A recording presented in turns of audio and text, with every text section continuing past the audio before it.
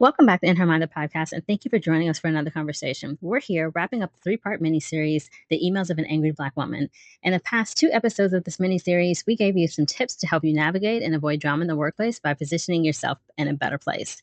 Today, we'll package up what we've learned from both Jewel and myself thus far these past few weeks and put everything into practice. As a reminder, for part two, we had Jewel Thornton on the show. Jewel is a human resources professional with over 15 years in organizational development and employee engagement. She's a proud mom of sons, and she's a member of Zeta Phi Beta Sorority Incorporated. Here's a quick recap of some of the recommendations that we gave you. First off, find yourself a work tribe to help keep you anchored and supported. We also said that you should build yourself a network of advisors and put yourself out there on LinkedIn. Don't be a stranger to HR. Jewel talked about how she loves to be a resource to people. She cares genuinely about the people that she serves at work. But remember that HR is in place to protect the company. So although they can answer questions and things for you, remember where their interest lies, but do use them to ask those right questions. Also, remember to be an advocate for the people around you and for yourself. We're talking about this very important topic because work is important to all of us. As an adult working 40 hours a week, we spend approximately 23.8% of our time at work. Considering most of us don't actually stop thinking about or even stop doing work once we reach that cutoff time, once that time, whatever your work time ends, that percentage goes up.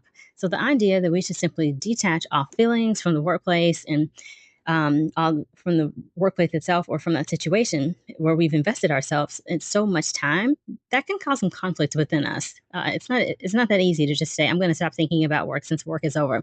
And the idea that we should be able to do that, of course, that would make you have some internal conflict. So sometimes the basics just aren't enough. Occasionally we end up in complicated situations that require more than just a mentoring session or a coffee chat to make things better.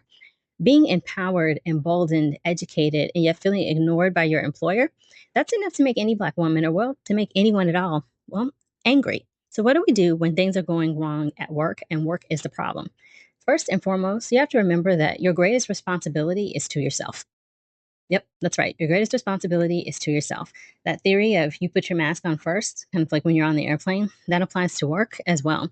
One of my favorite lines from the life changing book that I've been reading called The Alchemist, it says, to realize one's destiny is a person's only obligation. So that's to realize one's destiny is a person's only obligation.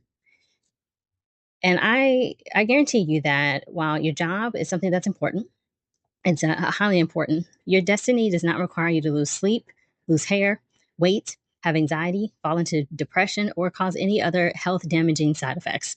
That's not what your destiny should feel like.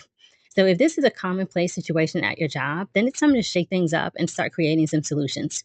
Simply being angry without taking any action is actually a form of acceptance. Instead, be your own hero. Today, I'm going to give you three simple things that you can do to save yourself should you end up in a tricky situation at work that starts robbing you of your peace. The great thing about this method is that the three things are all beneficial to your general well being anyway. We're simply adding a layer of intentionality around work. So listen closely or grab a pen because the first tip that I'm going to tell you about is to start journaling. There's this saying in HR that if it isn't written down, then it didn't happen. So now is a great time to pick up a great wellness habit that can also be the ticket to capturing some much needed documentation about everything happening at work. Journaling. Journaling will enable you to free up some mental real estate. So releasing the thoughts and mental baggage that doesn't serve our best interest is a powerful method of spiritual and emotional cleansing that immediately rewards us with energy back. So it's going to give you energy back to be used towards the people and practices that actually matter to you. The notes from your journal could be used as valuable documentation if your situation turns severe. And then there are apps like Work Receipts that can be downloaded right to your phone and used to upload the information that you've documented to be reviewed for free by employment attorneys. There's no better way to get you prepared and ready to take your case to an ethics department in case you want to do that internally or to pursue a lawsuit against your organization if needed. Who would have thought that journaling down your thoughts could be that beneficial? The next thing that you can do, take the time to capture your thoughts on paper. It's going to turn into something that's it's going to be essential. Again, remember I said that in HR, if it didn't write it down, it didn't happen. So journaling those thoughts on paper, it's essential if you want to file a formal complaint. But the words, they will only exist in that journal unless you find the courage to move to the next step, and that's speaking up. As I've said many times before, your voice is a powerful tool. Our words hold power that when activated, they can protect us, they can raise alarm, they can rally troops, they can raise armies, inspire ideas, or calm seas. Whatever action is needed at the time, but only if they're spoken. You have achieved, you know, you have this choice to raise your issue to anyone that you trust, be it a therapist, a friend, or a colleague. Or as we've discussed previously, you can take a more decisive action by beginning a formal investigation if you want with that information with your internal HR department by sharing your story there. But the point is speaking up and making your voice heard. No matter what you decide, the common theme here is allowing another person into your world. This requires courage. This requires trust. But you can do this if you set your mind to it. Now, by no means am I advocating for folks to lash out and quit their jobs. But what I am suggesting is that you do take the route of take the route that is not suffering in silence, as it means to keep the peace, because that is instead sacrificing your personal peace. And my years of experience in the talent management field can guarantee you that repressed anger and resentment are not known intrinsic motivators for positive job performance. Keeping these things to yourself will only hinder your personal and professional growth in the long run. This is never going to be helpful for you. Now we get to our third tip. Now that we're journaling, we're speaking up, the other added value add activity here is meditation. Yep. Meditation can even help you out when things are really bad at work. So hear me out on this one. If you're not someone who practices meditation regularly, you may associate the word with this Zen-like spa experience only. Although it can indeed be relaxing, meditation can also be used to help clear the mind so that you can release stress and tension and instead find clarity. During times when I felt overwhelmed with deadlines or overcome with emotions, and so much didn't belong to me as I'm someone who's a partial empath, meditating to find clarity has been freeing.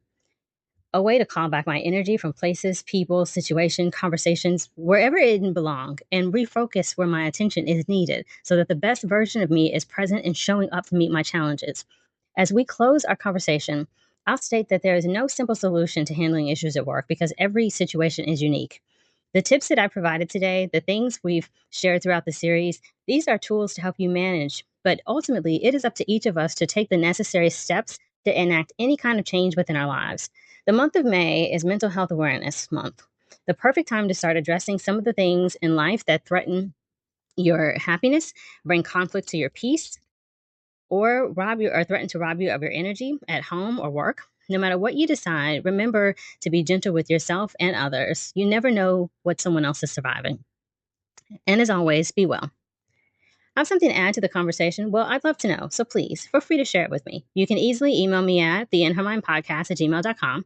You can keep up with the latest happenings, give feedback, ask questions, offer ideas for topics, or even share your interest in joining me for a future conversation by engaging with us via our social channels. Right now, you can find us on Facebook, Instagram, and Threads. Just look us up by name, the In Her Mind Podcast, and hit the like button and follow us to stay connected. I recently discovered that there's a new podcast, a couple actually, with the same title on Instagram. So please be sure that you're following the correct account. And of course, you can listen to new podcast episodes, including this one, and replay some of your favorites via our YouTube channel, simply titled In Her Mind Podcast. Be well.